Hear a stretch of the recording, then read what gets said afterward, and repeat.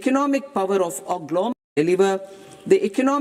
of agglomerations by mapping city economic regions based on their specific growth drivers.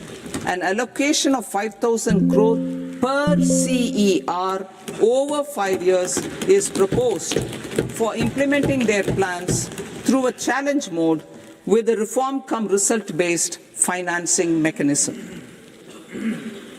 In order to promote environmentally sustainable passenger systems, we will develop 7 high-speed rail corridors between cities as growth connectors, namely Mumbai to Pune, Pune to Hyderabad, Hyderabad to Bengaluru, Hyderabad to Chennai, Chennai to Bengaluru, Delhi to Varanasi, Varanasi to Siliguri.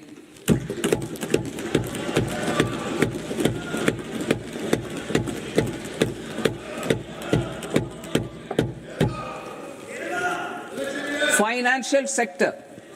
The Indian banking sector today is characterized by strong balance sheet, historic highs in profitability, improved asset quality, and coverage exceeding 98% of villages in the country. At this juncture, we are well placed to futuristically evaluate the measures needed to continue on the path of reform-led growth of this sector. I propose setting up a high-level committee on banking for Vikasit Bharat. High-level committee on banking for Vikasit Bharat to comprehensively review the sector and align it with India's next phase of growth, while safeguarding financial stability, inclusion, and consumer protection. The vision for NBFCs for Vikasit Bharat has been outlined with clear targets for credit disbursement and technology adoption in order to achieve scale and improve efficiency in the public sector NBFCs. As a first step, it is proposed to restructure the power finance management non-debt instruments rules to create a more contemporary, user-friendly framework for foreign investments consistent with India's evolving economic priorities. Corporate bond market. I propose to introduce a market-making framework with suitable access to funds and derivatives on corporate bond indices. I also propose to introduce total return swaps on corporate bonds. Municipal bonds. To encourage the issuance of municipal bonds of higher value by larger cities, I propose an incentive of 100 crore rupees for a single bond issuance. 100 crore rupees for a single bond issuance of more than 1,000 crore. The current scheme under Amrit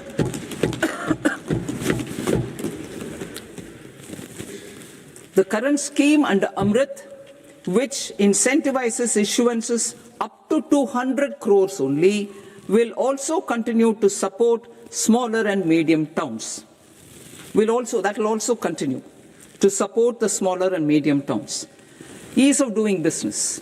Individual persons resident outside India, PROI, will be permitted to invest in equity instruments of listed Indian companies through the Portfolio Investment Scheme.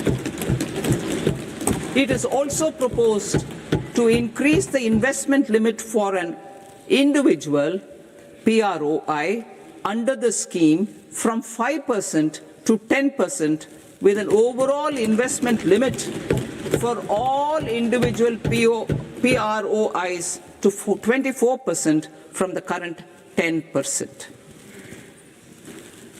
Emerging technologies including AI. 21st century is technology-driven. Adoption of technology is for the benefit of all people. Farmers in the field, women in STEM, youth keen to upskill, and Divyangjan to access newer opportunities.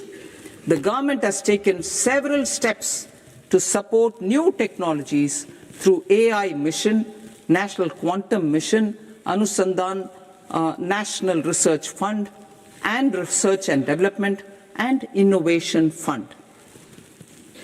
Our second kartavya is to fulfill aspirations and build capacities.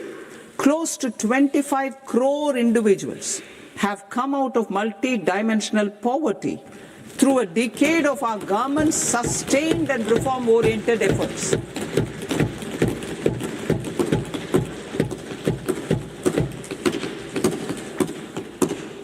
Our government has therefore decided to place a renewed emphasis on the service sector to provide a pathway to fulfilling aspirations of a youthful India with the following measures.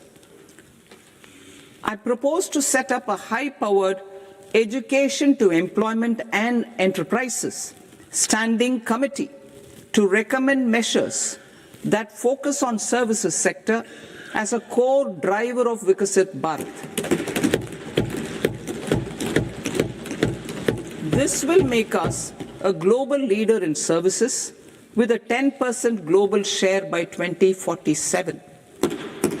The committee will prioritize areas to optimize the potential for growth, employment, and exports. They will also assess the impact of emerging technologies, including AI, on jobs and skill requirements and propose measures thereof. To create a range of skilled career pathways, a new range of skilled career pathways for our youth, I propose interventions in the following sectors. Health. Existing institutions for allied health professionals will be upgraded and new AHP institutions established in private and government sectors. This will cover 10 selected disciplines, including optometry, radiology, anesthesia, OT technology, applied psychology, and behavioral health. A strong care system covering geriatric and allied care services will be built. A variety of NSQF-aligned programs will be developed to train multi-skilled caregivers, combining core care and allied skills such as wellness, yoga, and operation of medical assistive devices. In the coming year, 1.5 lakh caregivers will be trained.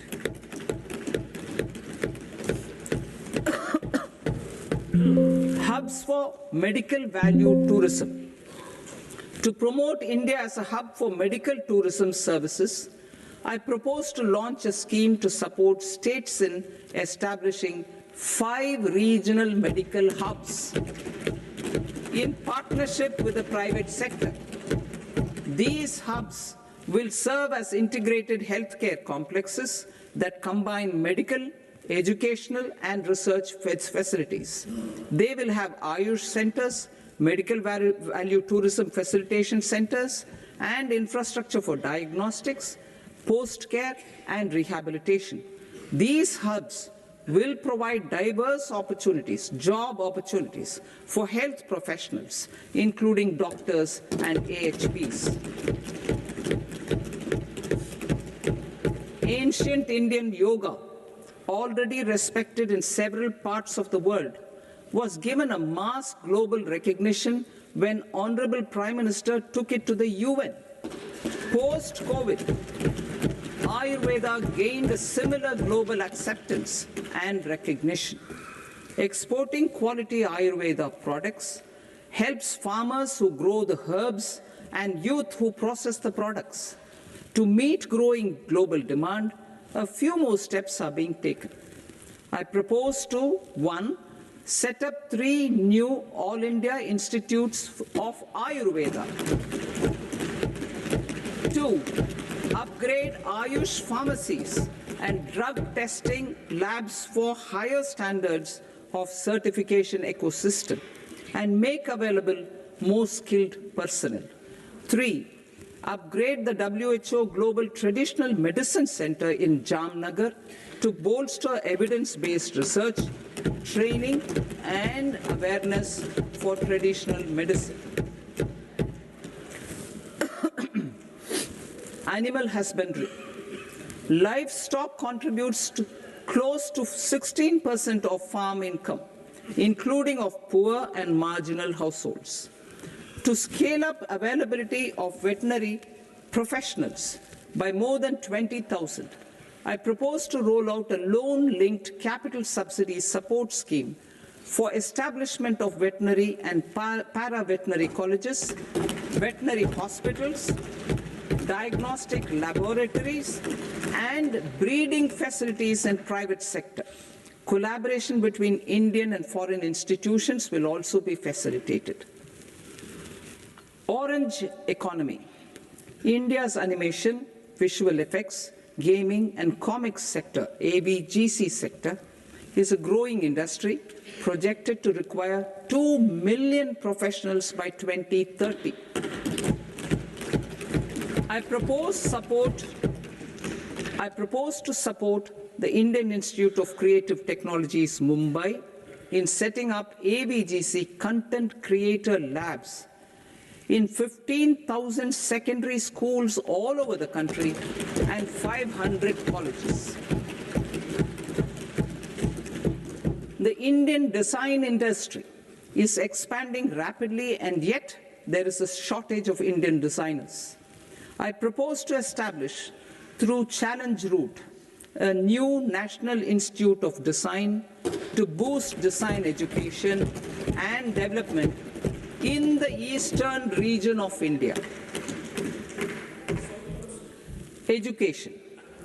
Our government will support states through Challenge Route in creating 5 university townships in the vicinity of major industrial and logistics corridors.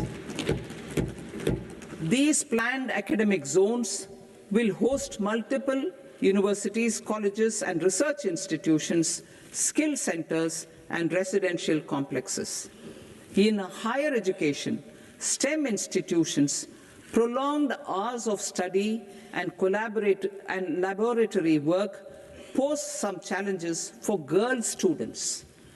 Through VGF, Viability Gap Funding and capital support, one girls' hostel will be established in every district.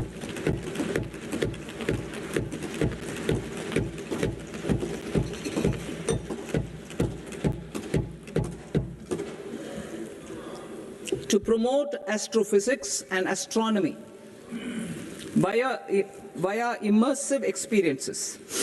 4 telescope infrastructure facilities will be set up or upgraded. The National Large Solar Telescope, the National Large Optical Infrared Telescope, the Himalayan Chandra Telescope, and the Cosmos 2 Planetarium.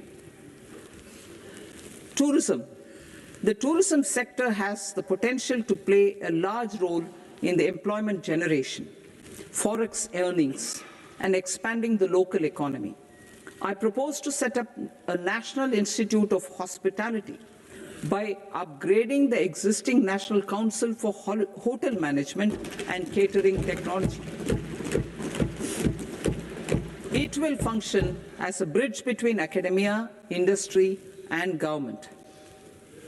I also propose a pilot scheme for upskilling 10,000 guides in 20 iconic tourist sites through a standardized, high-quality, 12-week training course in hybrid mode in collaboration with the Indian Institute of Management.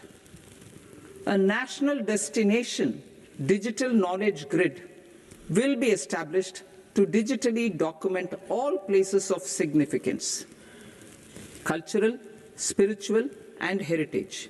This initiative will create a new ecosystem of jobs for local researchers, historians, content creators, and technology partners. India has the potential an opportunity to offer world-class trekking and hiking experience. We will develop ecologically sustainable mountain trails in Himachal Pradesh, Uttarakhand, and Jammu Kashmir. Also in Araku Valley in the Eastern Ghats and Podigai Malai in the Western Ghats.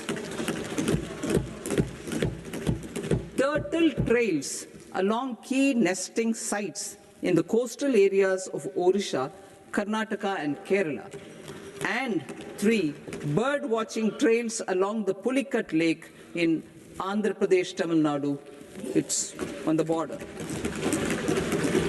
Under the visionary leadership of Honorable Prime Minister, we established the International Big Cat Alliance in 2024. This year, India is hosting the first ever Global Big Cat Summit, where heads of governments and ministers from 95 range countries will deliberate on collective strategies for conservation. Heritage and culture tourism. I propose to develop 15 archaeological sites, including Lothal, Dolavira, Rakhi Gadi, Adichanallur, Saranath, Hastinapur, and Leh Palace into vibrant experiential cultural destinations. Excavated landscapes will be open to the public through curated walkways.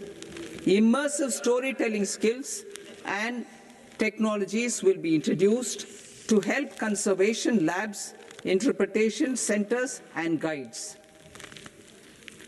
The sports sector provides multiple means of employment, skilling, and job opportunities. Taking forward the systematic nurturing of sports talent, which is set in motion through the Khelo India program earlier, I propose to launch a Khelo India mission to transform the sports sector over the next decade. The mission will facilitate an integrated talent development pathway supported by training centers, which are foundational, intermediate, and elite levels. B, systematic development of coaches and support staff. C, integration of sports science and technology. D, competitions and leagues to promote sports culture and provide platforms. And E, development of sports infrastructure for training and competition. Our third Kartavya aligns with our vision of Sabka Saath, Sabka Vikas towards Vikasit Bharat.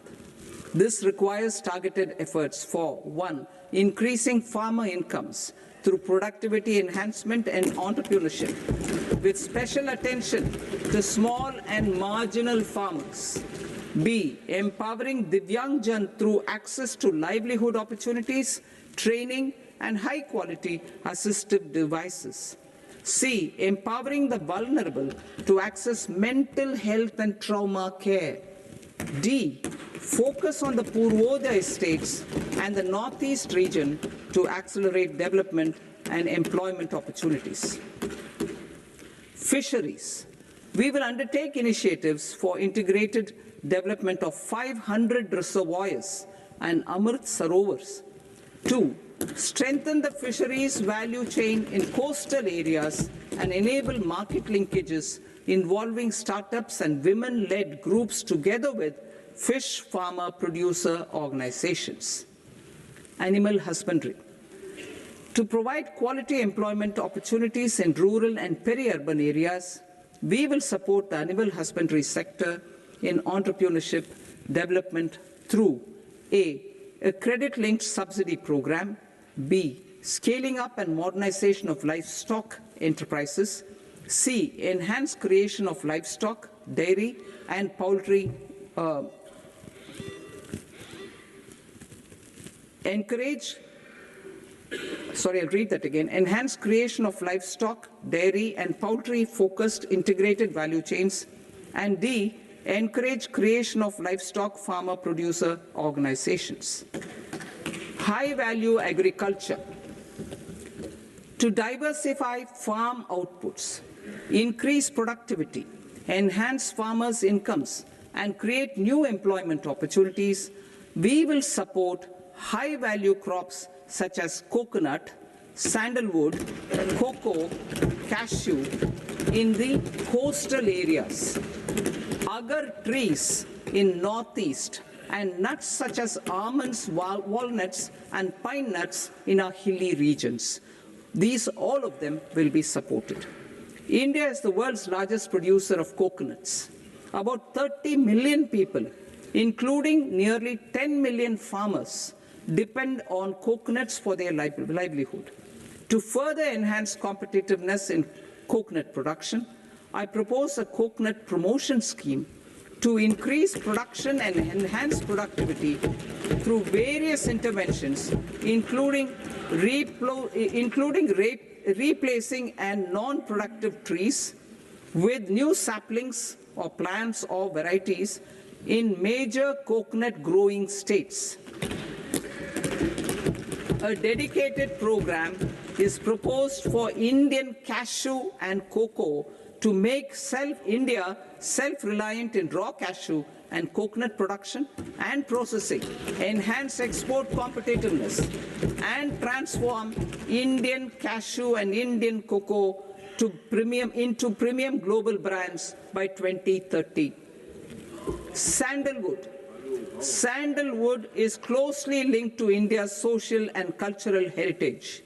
Our government will partner with state governments to promote focused cultivation and post-harvest processing to restore the glory of the Indian sandalwood ecosystem, to rejuvenate old, low-yielding orchards, and expand high-density cultivation of walnuts, almonds, and pine nuts. We will support a dedicated program to enhance farmer incomes and in bringing value addition by engaging youth.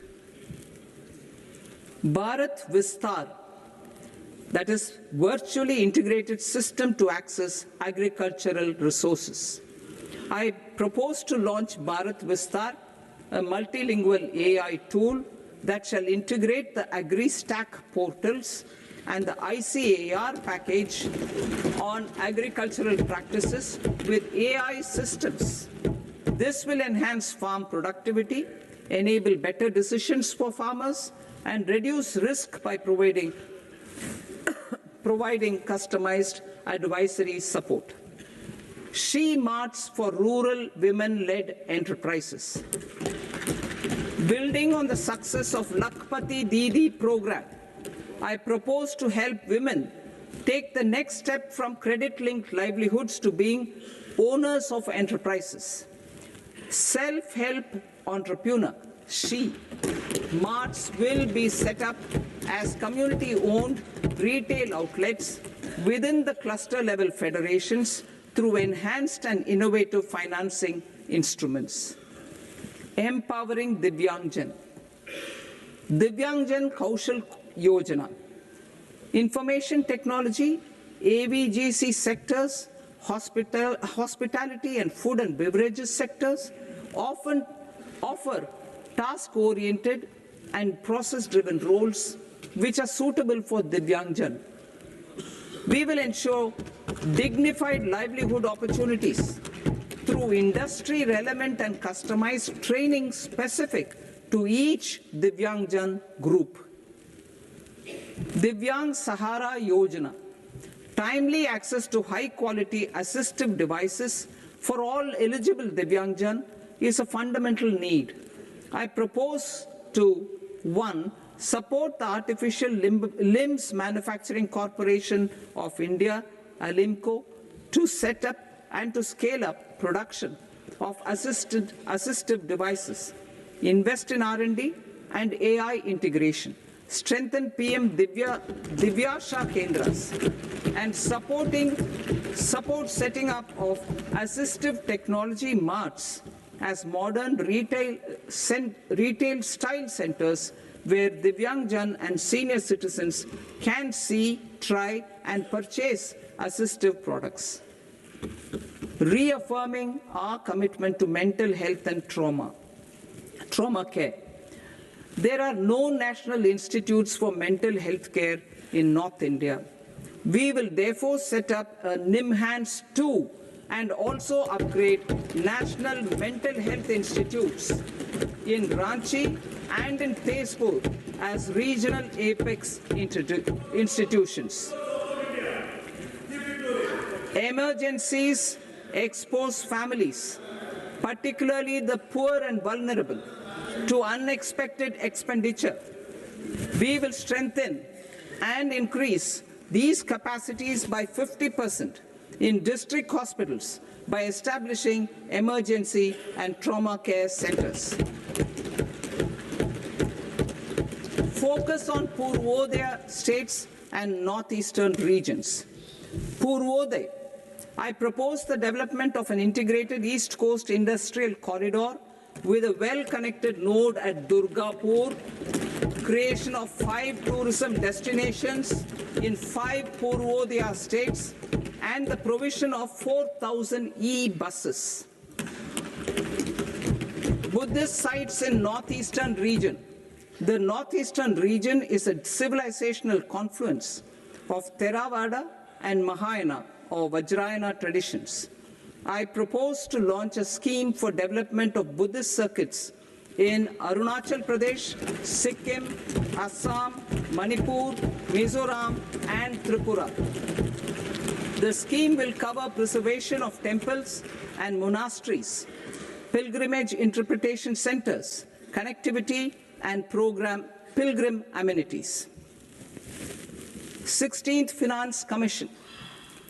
On 17th November 2025, the 16th Finance Commission submitted its report to the President.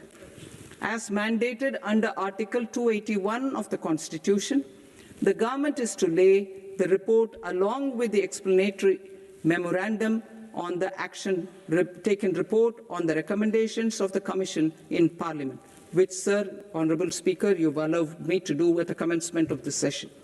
The government has accepted the recommendation of the Commission to retain the vertical share of devolution at 41%. As recommended by the Commission, I have provided 1.4 lakh crores of rupees to the states for the year 2026-2027 as Finance Commission grants. These include rural and urban local body and disaster management grants. Fiscal consolidation. Government has been delivering on our fiscal commitments consistently without compromising on social needs. To strive towards accepted standards of fiscal management in Budget 25-26, I had indicated that the central government would target reaching a debt to GDP ratio of 50 plus or minus 1% by 2030-31. In line with this, the debt to GDP ratio is estimated to be 55.6% of GDP in BE 26-27, compared to 56.1% of GDP in RE 25-26. A declining debt to GDP ratio will gradually free up resources for priority sector lending and expenditure by reducing the outgo on interest payments. One of the main operational instruments for debt targeting is the fiscal deficit. I am happy to inform this august House that I fulfilled my commitment made in 2021-2022 to reduce fiscal deficit below 4.5% of GDP by 25-26. In RE 25-26, the fiscal deficit has been estimated at par with BE of 2025-26 at 4.4% of GDP. In line with the new fiscal prudence path of debt consolidation, the fiscal deficit in BE 26-27 is estimated to be 4.3% of the GDP.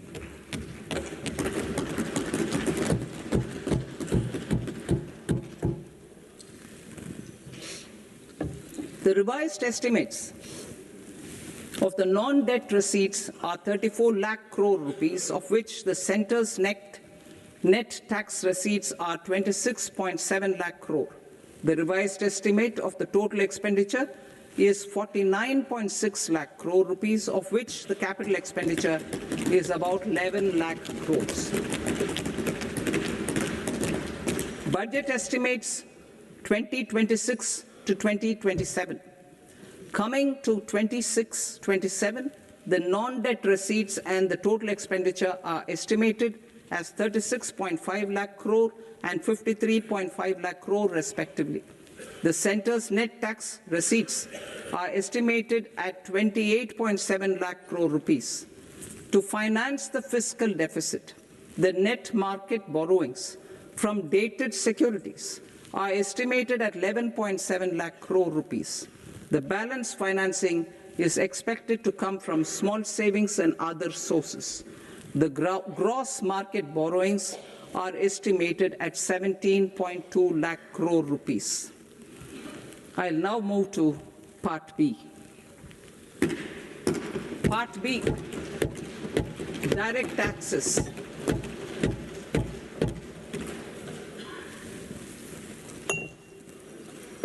Honorable Speaker, sir, I now present my proposals on direct taxes. New Income Tax Act. In July 2024, I announced a comprehensive review of the Income Tax Act 1961. This was completed in a record time, and the Income Tax Act 2025 will come into effect from 1st April 2026. The simplified income tax rules and forms will be notified shortly, giving adequate time to taxpayers to acquaint themselves with its requirements. The forms have been redesigned such that ordinary citizens can comply without difficulty. Ease of living. I propose that any interest awarded by the Motor Accident Claims Tribunal to a natural person will be exempt from income tax, and any TDS on this account will be done away with. I propose to reduce TCS rate on the sale of overseas tour program package from the current 5% and 20% to 2% without any stipulation of amount. I propose to reduce TCS rate for pursuing education and for medical purposes under the Liberalized Remittance Scheme, popularly known as LRS, from 5% to 2%. Supply of manpower services is proposed to be specifically brought within the ambit of payment to contractors for the purpose of TDS to avoid ambiguity. Thus, TDS on these services will be at the rate of either 1% or 2% only. I propose a scheme for small taxpayers, wherein a rule-based automated process will enable obtaining a lower or nil deduction certificate instead of filing an application with the assessing officer. For the ease of taxpayer holding securities in multiple companies, I propose to enable depositories to accept Form 15G or Form 15H from the investor and provide it directly to various relevant companies. I propose to extend time available for revising returns from 31st December to up to 31st March with the payment of a nominal fee. I also propose to stagger the timeline for filing of tax returns. Individuals with ITR 1 and ITR 2 returns will continue to file till 31st July, and non-audit business cases or trusts are proposed to be allowed time till 31st August. TDS on sale of immovable property by a non-resident is proposed to be deducted and deposited through resident buyers and his or her PAN-based challan instead of requiring a TAN, which is a temporary accounting number.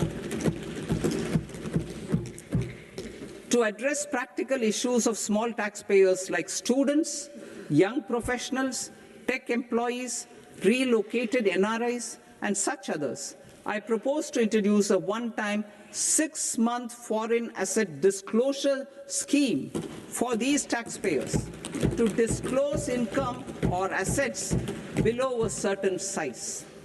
This scheme would be applicable for two categories of taxpayers, namely, A, who did not disclose their overseas income or assets, and B, who disclosed their overseas income and or paid due tax but could not declare the asset acquired.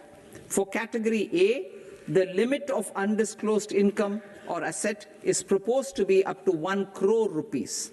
They need to pay 30% of fair market value of asset or 30% of undisclosed income as tax and 30% as additional income tax in lieu of penalty and would thereby get immunity from prosecution. For category B, asset value is proposed to be up to 5 crore rupees. Here, immunity from both penalty and prosecution will be available with a payment of fee of 1 lakh rupees. Rationalizing penalty and prosecution. Multiplicity of proceedings are hindrance to the ease of doing business. I propose to integrate assessment and penalty proceedings by way of a common order for both. There will be no interest liability on the taxpayer on the penalty amount for the period of appeal before the first appellate authority, irrespective of the outcome of appeal process. Further, quantum of prepayment is being reduced from 20% to 10% and will continue to be calculated only on core tax demand. As an additional measure for reducing litigation, I propose to allow taxpayers to update their returns even after reassessment proceedings have been initiated and an additional 10% tax rate over and above the rate applicable for the relevant year. The assessing officer will then use only this updated return in his proceedings.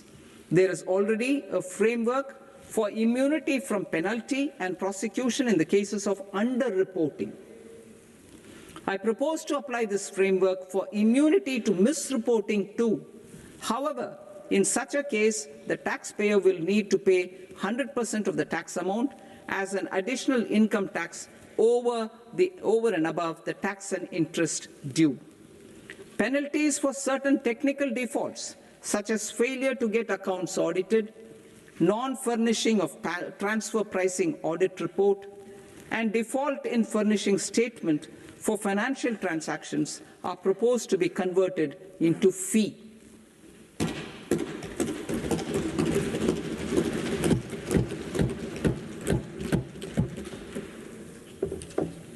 I propose to rationalize prosecution framework under Income Tax Act while maintaining a careful balance for deterrence in some serious offence. Non-production of books of account and documents and requirement of TDS payment where payment is made in kind are being decriminalized. Further, minor offences will attract fine only. The remaining prosecutions will be graded commensurate with the quantum of offence. They will entail only simple imprisonment with maximum imprisonment reduced to 2 years and power to courts to convert even those into fines. There is no penalty.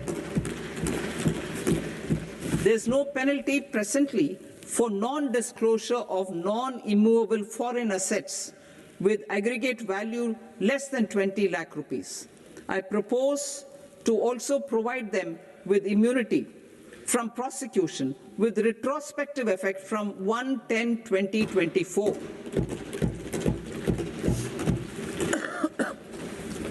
Cooperatives. Deduction is already allowed to a primary cooperative society engaged in supplying milk, oilseeds, fruits or vegetables raised or grown by its members. I propose to extend this deduction to also include supply of cattle feed and cotton seed produced by its members. I propose to allow inter-cooperative society dividend income as deduction under the new tax regime to the extent it is further distributed to its members. I further propose to allow exemption for a period of 3 years to dividend income received by a notified national cooperative federation on their investments made in companies up to 31/1/2026. This exemption would be allowed only for dividends further distributed to its member cooperatives. Supporting IT sector as India's growth engine. India is a global leader in software development services, IT-enabled services, knowledge process outsourcing services, and contract R&D services relating to software development. These businesses and their segments are quite interconnected with each other. All these services are proposed to be clubbed under a single category of information technology services with a common safe harbor margin of 15.5% applicable to all. The threshold for availing safe harbor for IT services is being enhanced substantially from 300 crore rupees to 2,000 crore rupees. Safe harbor for IT services shall be approved by an automated rule-driven process without any need for tax officer to examine and accept the application. Once applied by an IT services company, the same safe harbor can be continued for a period of 5 years at a stretch at its choice.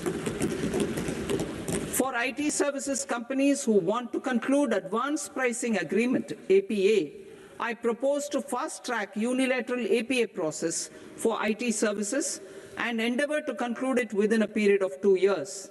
The period of 2 years can be extended by a further period of 6 months on taxpayers' request. I propose to extend the facility of modified returns available to the entity entering APA to its associated entities also. Attracting global business and investment.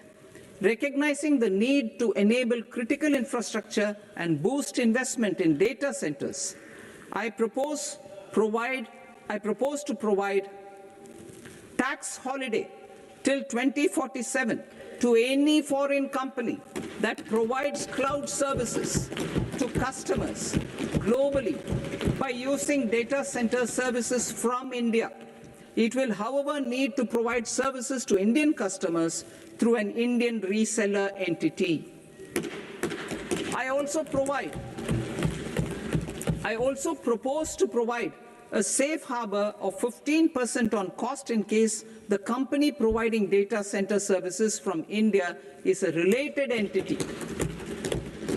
To harness the efficiency of just-in-time logistics for electronic manufacturing, I propose to provide safe harbor to non-residents for component warehousing in a bonded warehouse at a profit margin of 2% of the invoice value.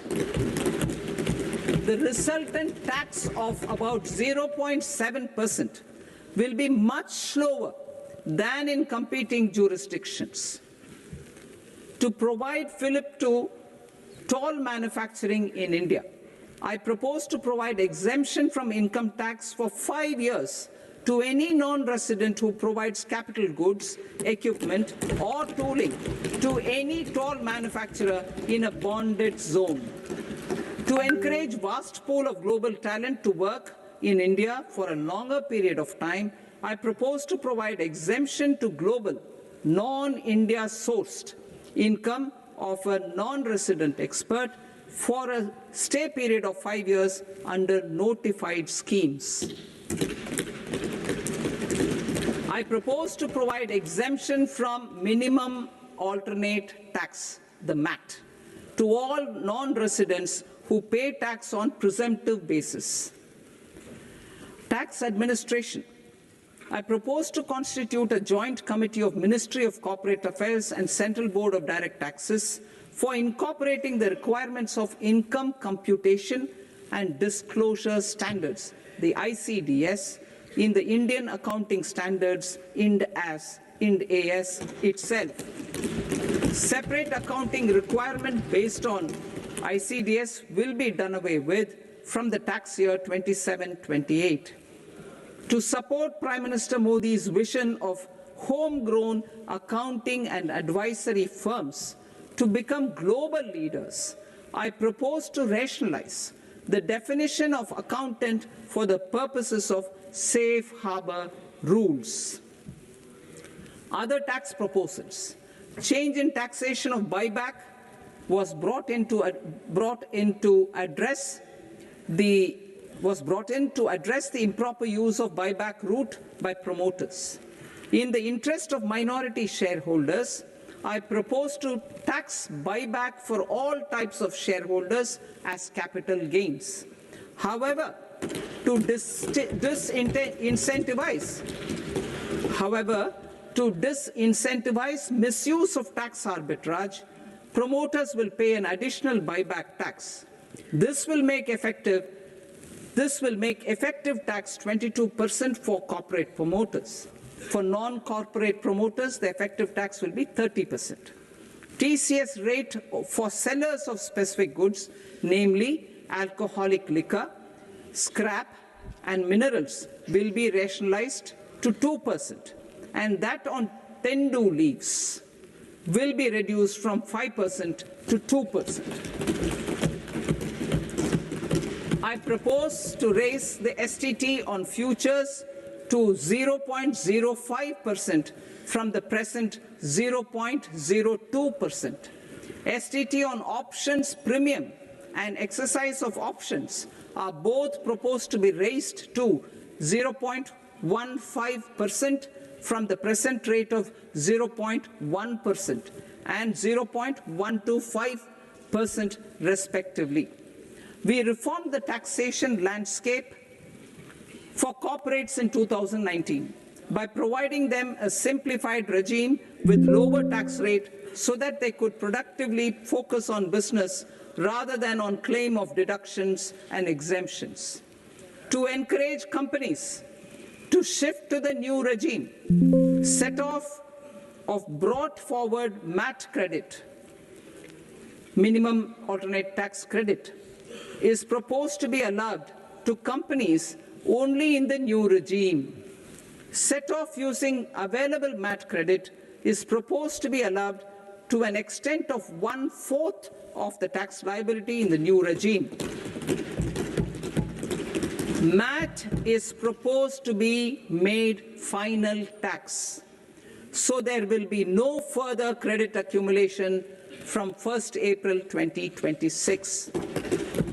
In line with this change, the rate of final tax is being reduced to 14% from the current MAT rate of 15%.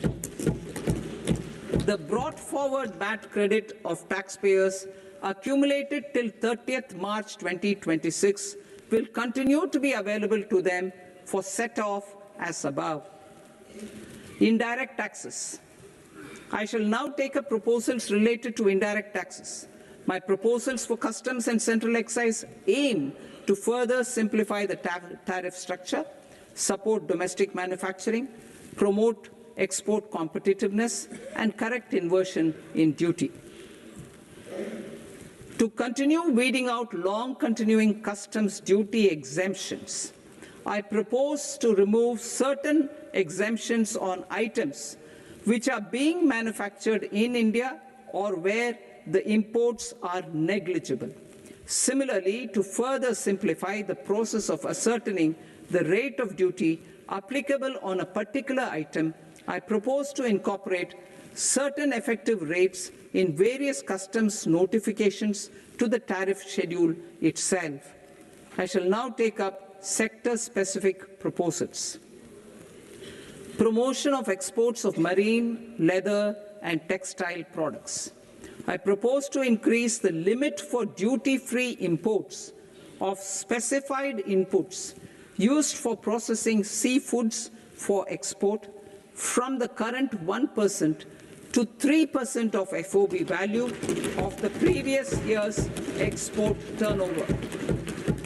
I also propose to allow duty-free imports of specified inputs, which is currently available for exports of leather or synthetic footwear, to exports of shoe uppers as well. I propose to extend the time period for export of final product from the existing 6 months to 1 year for exporters of leather or textile garments, leather or synthetic footwear, and other leather products. Energy transition and security. I propose to extend the basic customs duty exemption given to capital goods used for manufacturing lithium-ion cells for batteries to those used for manufacturing lithium-ion cells for battery energy storage systems also. I propose to exempt basic customs duty on import of sodium antimonate for use in manufacture of solar glass.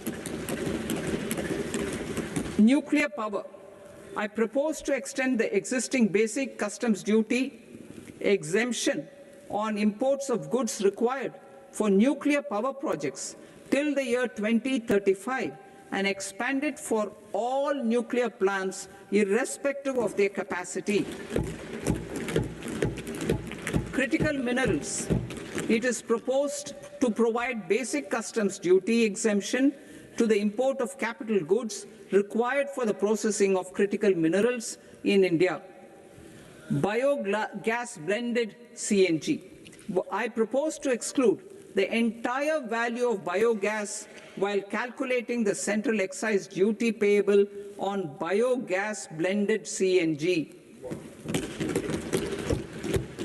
Civil and defense aviation. I propose to exempt basic customs duty on components and parts required for the manufacture of civilian training and other aircrafts. It is proposed to exempt basic customs duty on raw materials imported for the manufacture of parts of aircraft to be used in maintenance, repair, or overall requirements by units in the defense sector. Electronics. To deepen value addition in the consumer electronics sector, I propose to exempt basic customs duty on specified parts used in the manufacture of microwave ovens. Special economic zone. To address the concerns arising about utilization of capacity by manufacturing units in the special economic zones due to global trade disruptions, I propose as a special one-time measure to facilitate sales by eligible manufacturing units in SEZs to the domestic tariff area at concessional rates of duty. The quantity of such sales will be limited to a prescribed proportion of their exports. Necessary regulatory changes will be undertaken to operationalize the measures while ensuring level playing field for the units working in the DTA. Ease of living. To rationalize the customs duty structure for goods imported for personal use, I propose to reduce the tariff rate on all dutiable goods imported for personal use from 20% to 10%. To provide relief to patients, particularly those suffering from cancer, I propose to exempt basic customs duty on 17 drugs or medicines. I propose also to add 7 more rare diseases for the purposes of exempting import duties on personal imports of drugs, medicines, and food for special medical purposes used in their treatment. Customs process. India's role and share in the global trade is poised for a major leap in line with our ambition and journey towards Viksit Bharat. In this regard, I propose many measures for custom processes to have minimal intervention for smoother and faster movement of goods and greater certainty to the trade. Trust-based systems. I propose to enhance duty deferral period for Tier 2 and Tier 3 authorized economic operators, known as AEOs, from 15 days to 30 days. I propose to provide eligible manufacturer importers the same duty deferral facility. This should encourage them to get themselves accredited as a full-fledged Tier 3 AEO in due course. To provide greater certainty and for better business planning, I propose to extend validity period of advance ruling binding on customs from the present 3 years to 5 years. In the spirit of the whole of government approach,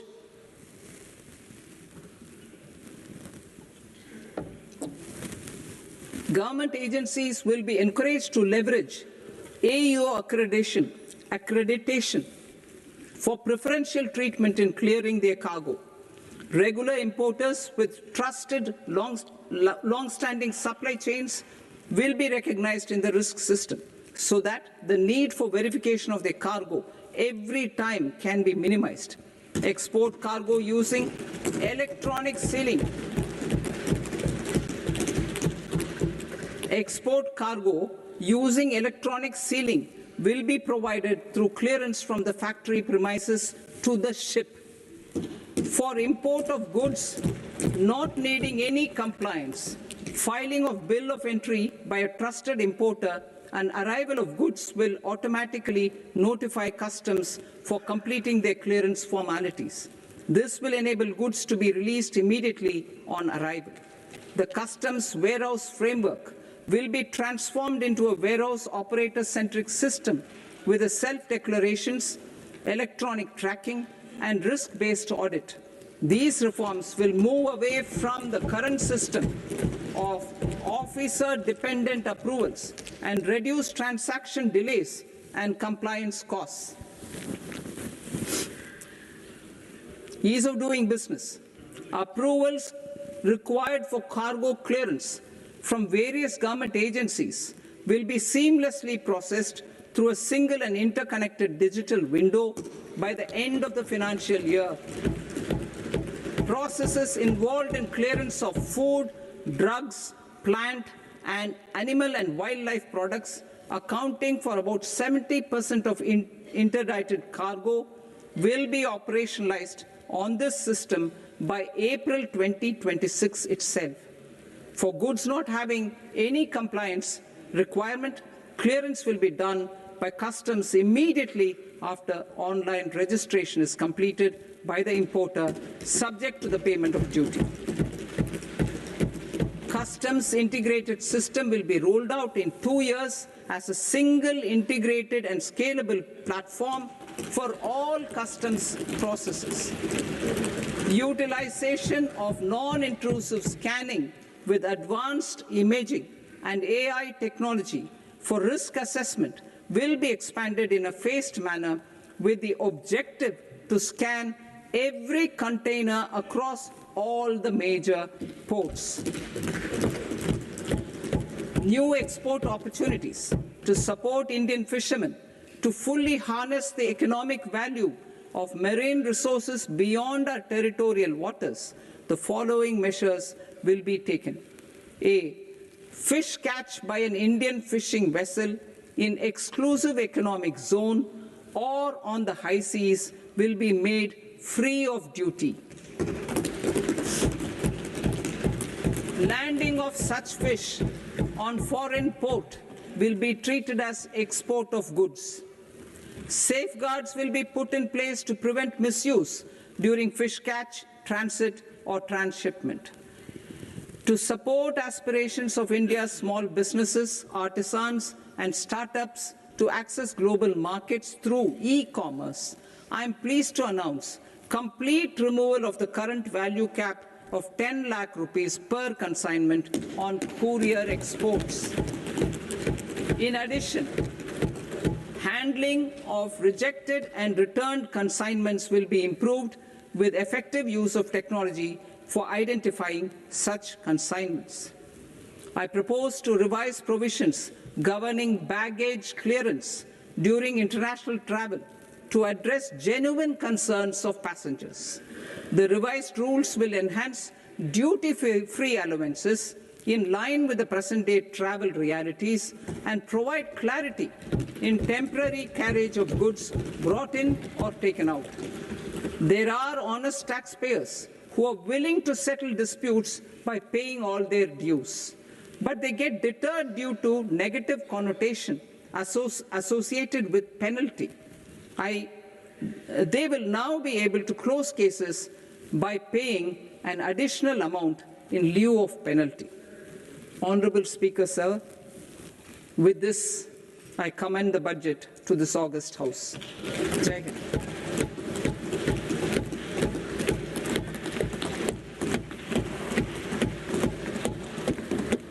One and a half hours. Item number 3 माननीय वित्त मंत्री जी।